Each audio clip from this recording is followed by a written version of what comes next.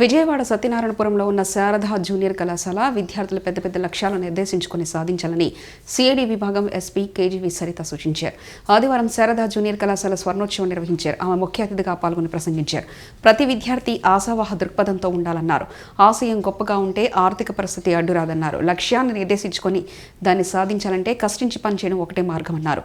ఆకర్షణ, గొడవలకు దూరంగా ఉండాలని సూచించారు. కష్టించే మనస్తత్వాన్ని అలవర్చుకోవాలని పేర్కొన్నారు. కళాశాల కార్యదర్శి కుండా సీతారామశాస్త్రి మాట్లాడుతూ గత 50 సంవత్సరాలుగా విలువలతో కూడిన విద్య అందిస్తున్నారన్నారు. ప్రిన్సిపల్ లుక్కా శ్రీధర్ వార్షిక నివేదికను వివరించారు. పలు పోటీల్లో విజేతలకు బహుమతులు అందజేశారు. విద్యార్థుల నృత్య ప్రదర్శనలు ఆకట్టుకున్నారు. ఈ కార్యక్రమంలో కళాశాల అధ్యక్షుడు ఆదిషా, ఉప విద్యా శాఖాధికారి సత్యనారాయణ రెడ్డి, డిగ్రీ కళాశాల principal Nageswara Sharma, teaching staff, non teaching staff తదితరులు పాల్గొన్నారు.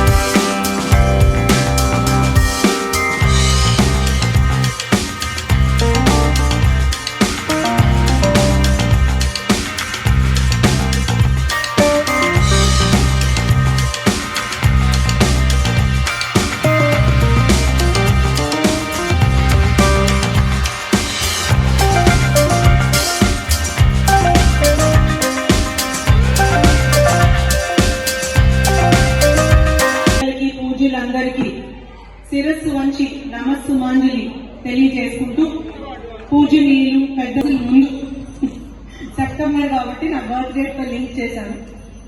ఆ రోజు ఎంతో ప్రతిష్టాత్మకంగా ఒక ఉన్నత ఆశయంతో ఈ శారదా ఎడ్యుకేషనల్ కాలేజ్